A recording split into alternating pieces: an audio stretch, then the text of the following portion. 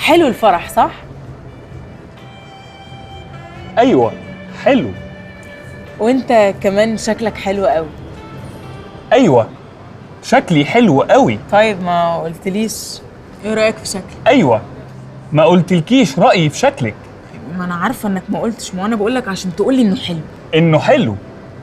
شكرا ربنا يخليك.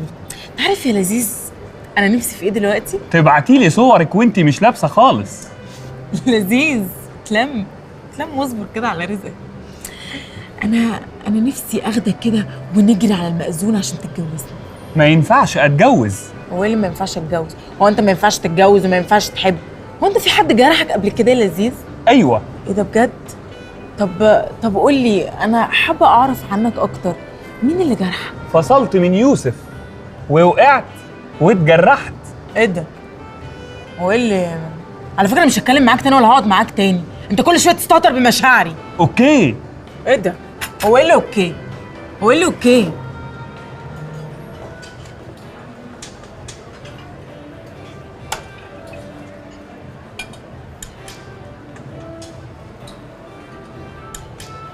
باشمهندس معكش كيس اسود الحجم الكبير بتاع الزباله ده؟ عرفه ايه؟ ممكن ما تاخدش حاجه من البوفيه في الكيس وانا هجيب لك اللي انت عايزه لما نمشي. طب ناخد اللي هتجيبه واخد اللي هنا، في ايه المشكله؟ يا باشمهندس انا عرفت معلومه في منتهى الخطوره، الرز هنا اسمه بسمتي.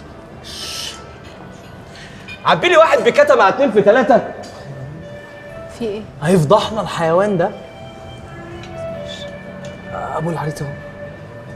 تعالي إيه يا انكل، حضرتك شكلك لسه ما اكلتش. يا سيدي انا مش مهم، المهم الضيوف. شايفه الناس اللي بتفهم في الاصول؟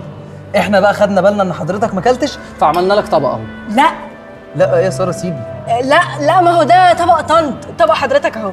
طب يا سيدي متشكر قوي، لكن ما قلتش هنقعد يوم ايه؟ شكري تعالى معايا عشان بيقولوا معايا خلصت من البوفيه وانا بقى مش مصدقاهم، متاكده كمان انهم بيكذبوا. طب هو حضرتك ما ينفعش تستني على موضوع ام علي شويه بس لحد ما اشوف موضوع امي انا؟ لا ما ينفعش دلوقتي حالا. معلش لازم استأذن، ام علي زعلها وحش قوي. يلا يا شكري